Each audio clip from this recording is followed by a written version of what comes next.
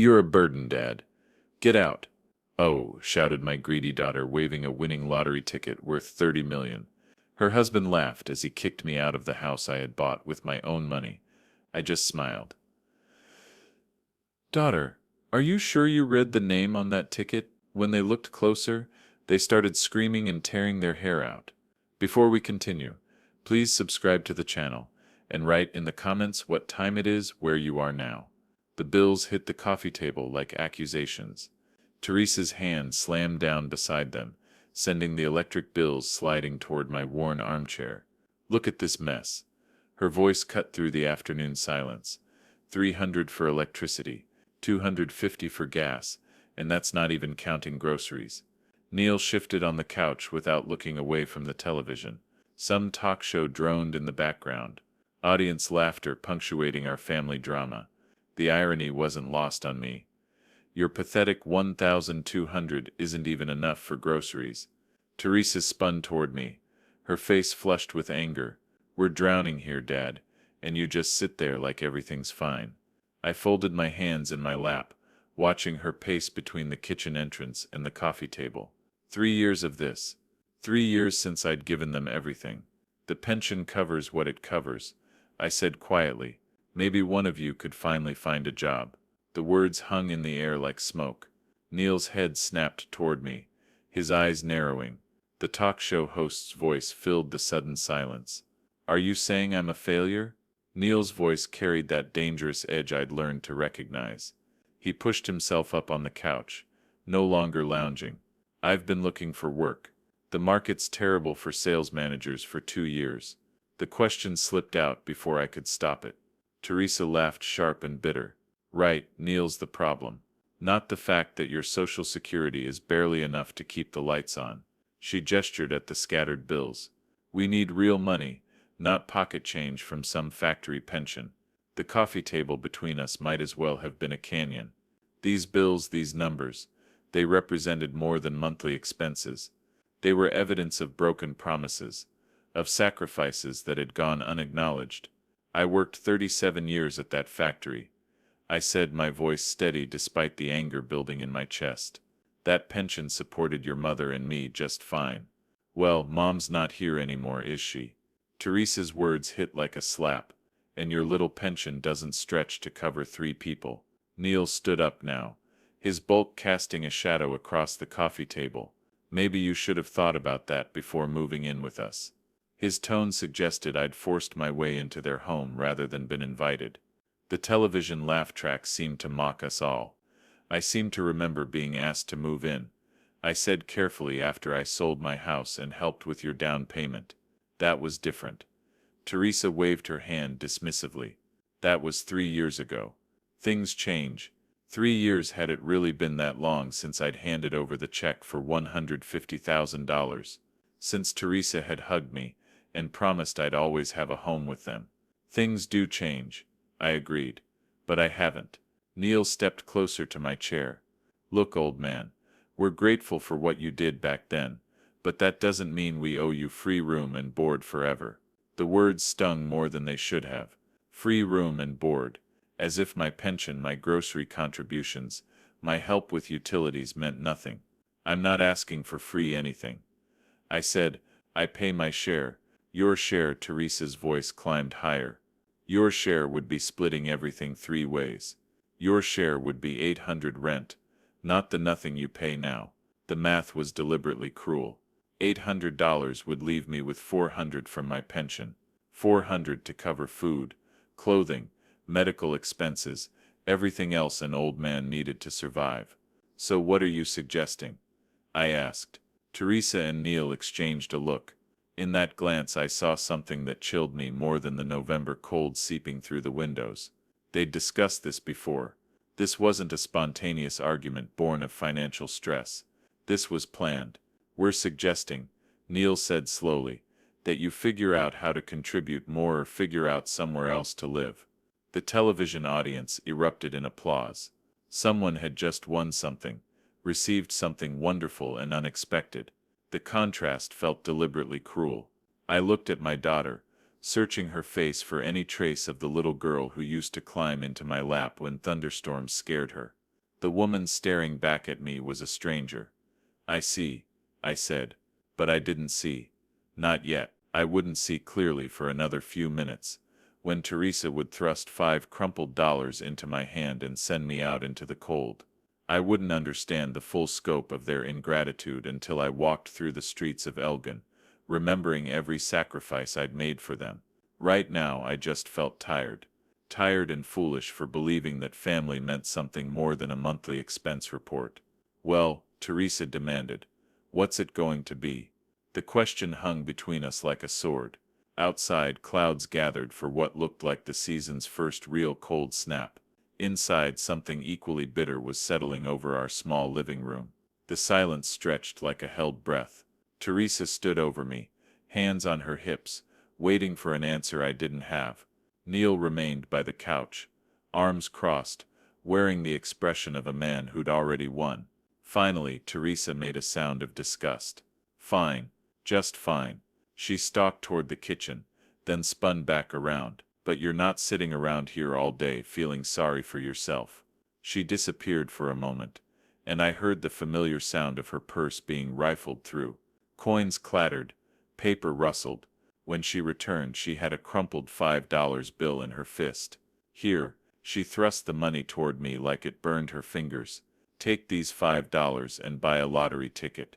At least then you'll be some use to this family. The bill hung between us, wrinkled and worn. $5. The price of my usefulness, apparently. Go on, she said when I didn't immediately take it.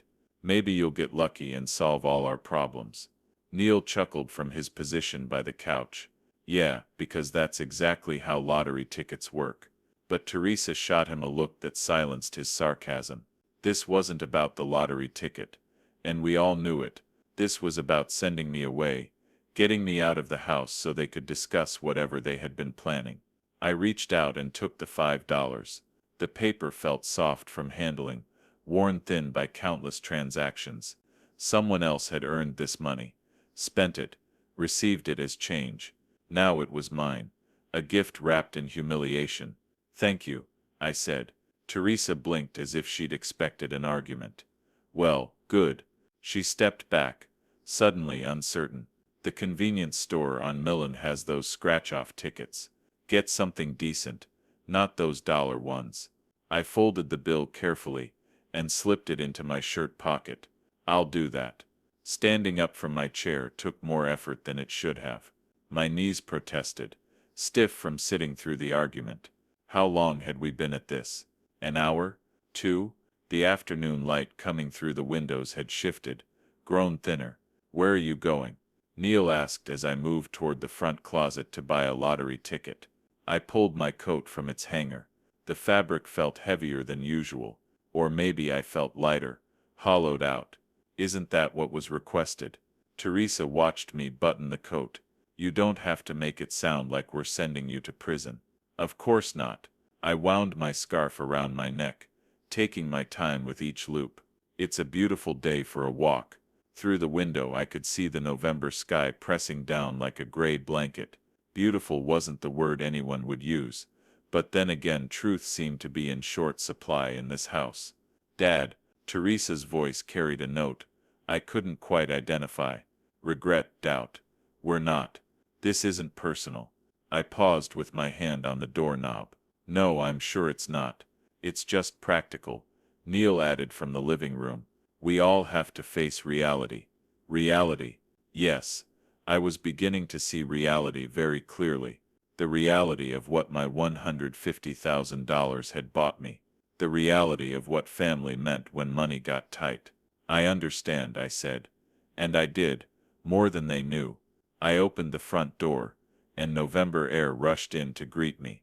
It carried the smell of dead leaves and coming snow, of seasons changing whether we were ready or not.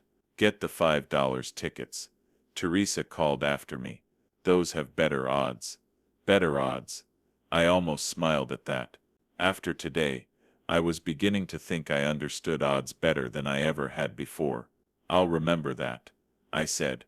The door closed behind me with a soft click, cutting off the warmth and the voices in the television that had provided its soundtrack to my humiliation. The porch steps creaked under my feet, and then I was on the sidewalk, breathing free air for the first time in hours. $5 in my pocket. $5 to buy hope, to make myself useful, to solve all our problems. They had no idea how right they might be about that. But first I needed to walk. I needed to think. I needed to remember exactly how I'd ended up standing on this sidewalk with $5 in my pocket, and nowhere to call home. The convenience store on Millen was a 20 and a walk. I had time to remember everything, time to add up every sacrifice, every broken promise, every kindness that had gone unacknowledged, time to decide what to do about it. The cold hit my face like a wake-up call. November in Illinois didn't mess around, and today felt like winter's warning shot. I pulled my coat tighter and started walking, leaving Teresa's house behind me. My feet found their rhythm on the sidewalk automatically. Left, right, the same pace I'd walked to the Ford plant every morning for 37 years.